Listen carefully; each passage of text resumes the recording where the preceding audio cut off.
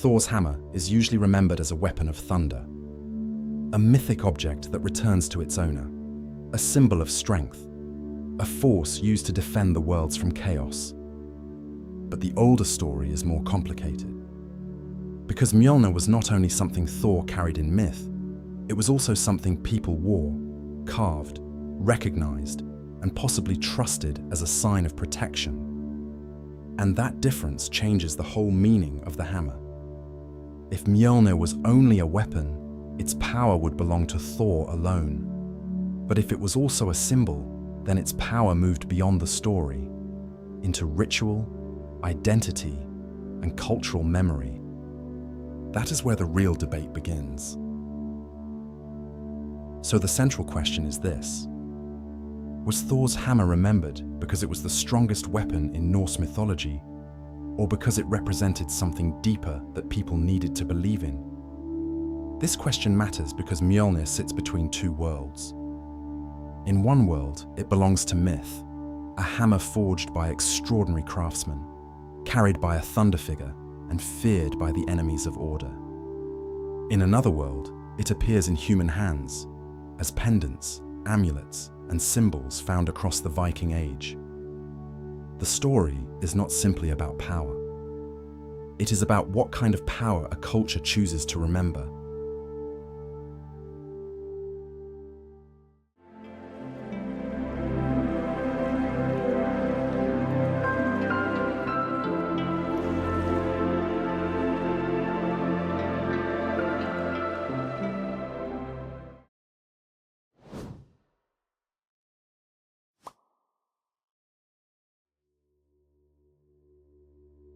The familiar version is easy to understand. Thor has a hammer. The hammer is called Mjolnir. It is powerful, protective, and closely tied to thunder. In popular culture, this often becomes a simple image. Thor raises the hammer, lightning follows, and the problem is solved. That version is not completely wrong. In the surviving Norse material, Mjolnir is strongly connected to Thor's strength and his role as a defender. But the familiar version can make the hammer feel smaller than it is. Because when an object survives both in mythological stories and in archaeological symbols, it may carry more than one meaning. The first mini payoff is this: Mjolnir was not only remembered in stories, it also appears as a visual sign people could carry. And once a mythic object becomes wearable, its meaning changes.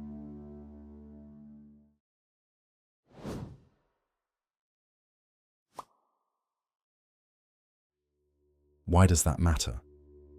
Because symbols do not survive by accident. A weapon in a myth can impress an audience, but a symbol worn by real people suggests a different kind of importance. It suggests recognition, belonging, protection, maybe even resistance during periods of religious and cultural change. The surviving evidence does not allow one simple answer. We cannot say exactly what every person thought when wearing a hammer pendant. But we can say this: the hammer became visible beyond the story. That makes Mjolnir more than a dramatic object.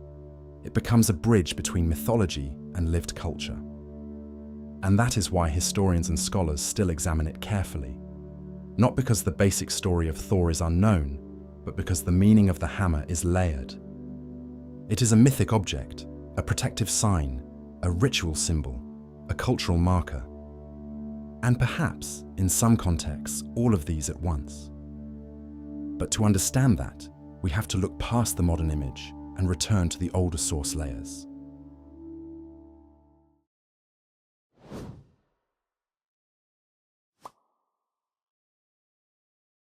One overlooked perspective is that Mjolnir's power may not have been only destructive.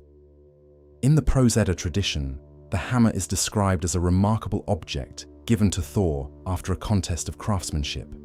It is powerful, yes, but its power is not only about impact. It is tied to Thor's role as a defender of order. In Norse mythology, order is fragile. The worlds are not presented as peaceful and secure.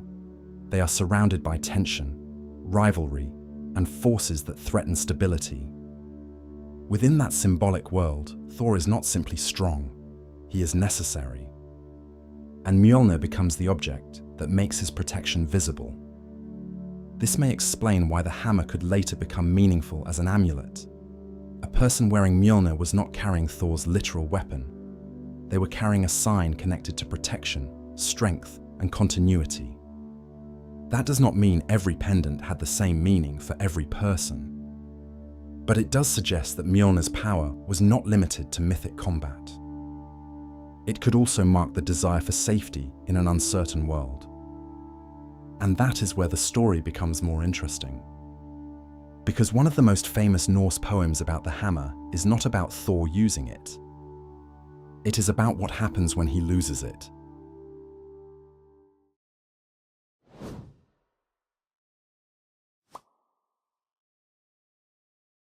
In the poem, often known as Thrymskvida, Thor wakes to discover that his hammer is missing. The crisis is immediate. Without Mjolnir, the balance of the divine world feels threatened. This is important because the story does not treat the hammer like an ordinary tool. Its absence creates anxiety.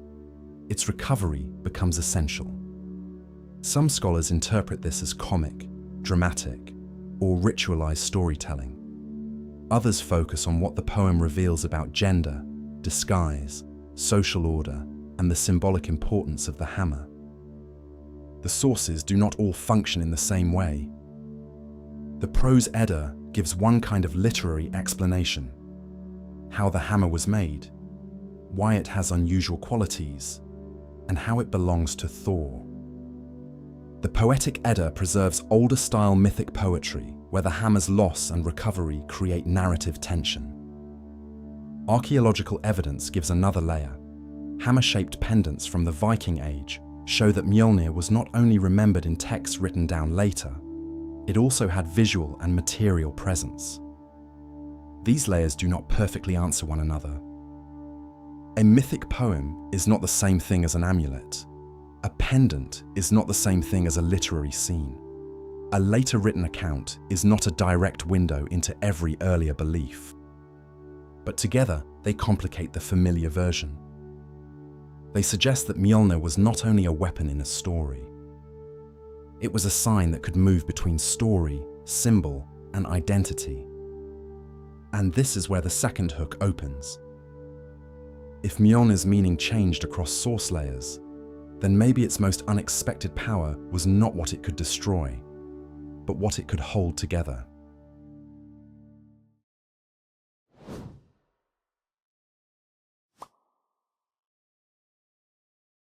Here is the central contradiction.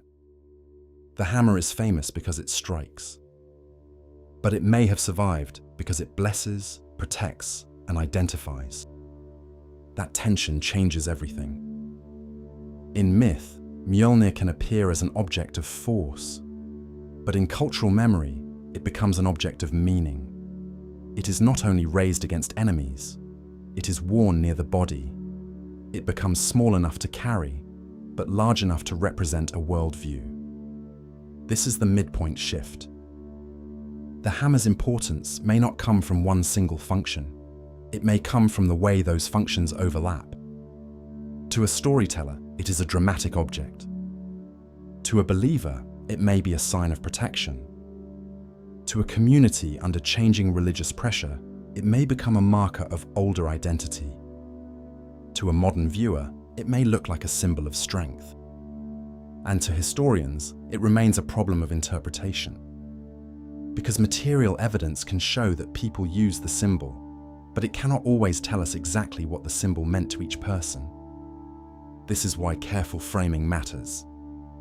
It is safer to say that Mjolnir appears to have carried protective, mythic, and cultural meanings, rather than reducing it to one fixed explanation. The hammer is powerful because it refuses to stay in one category.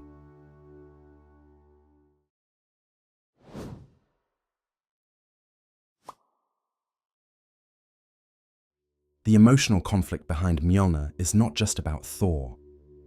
It is about the human need for order. Every culture creates symbols for the things it fears losing: protection, continuity, identity, blessing, home, and the boundary between safety and uncertainty. In Norse mythology, Thor often stands near that boundary. He is not always portrayed as subtle. He is not the figure of hidden wisdom in the same way Odin often is. But Thor's strength is close to ordinary life. He protects. He responds. He stands between the known world and what threatens it. That may be why Mjolnir became emotionally powerful. A sword can suggest conflict. A crown can suggest rule. A book can suggest memory. But a hammer is different. A hammer builds, shapes, repairs, and strikes. It belongs to work as much as force. It can be both practical and symbolic. That dual meaning may help explain why it became so memorable. Mjolnir is not elegant in the way some mythic objects are. It is heavy, direct, and unmistakable. And perhaps that is the point. It represents a kind of power that does not need to be distant or abstract. It is the power to defend what is familiar, to restore what is threatened, to make disorder feel answerable. That emotional meaning is not something we can prove in one sentence, but it is one possible interpretation of why this symbol stayed alive.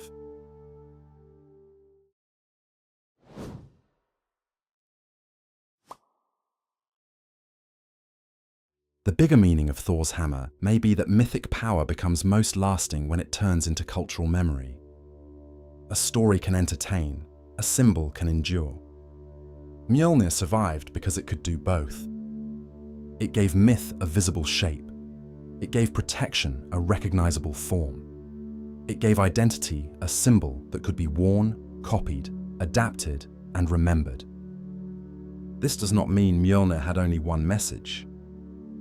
That is the mistake the modern version often makes. The hammer was not only Thor's weapon. It was not only a Viking symbol. It was not only a religious sign. It was not only a magical object. It was a layered symbol that changed depending on where it appeared. In poetry, in prose, in ritual imagination, in burial or settlement contexts, in later retellings, and in modern memory. From this perspective, the most unexpected power of Thor's hammer is not thunder. It is translation. The hammer translates cosmic protection into a physical object. It translates myth into identity. It translates fear of disorder into something a person could recognize and carry. And that may be why it remains so powerful today. Not because we know every meaning with certainty, but because the surviving sources leave enough evidence to see that the hammer meant more than one thing, and enough uncertainty to keep the debate alive.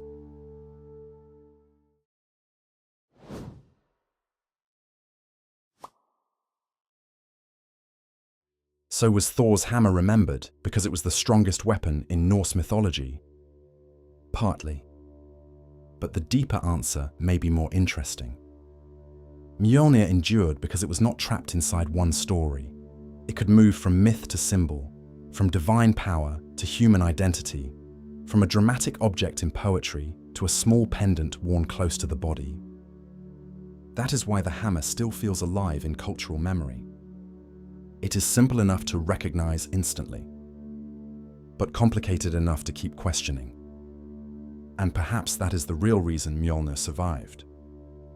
Not only because it represented force, but because it represented the hope that order could still be defended. So the final question is this.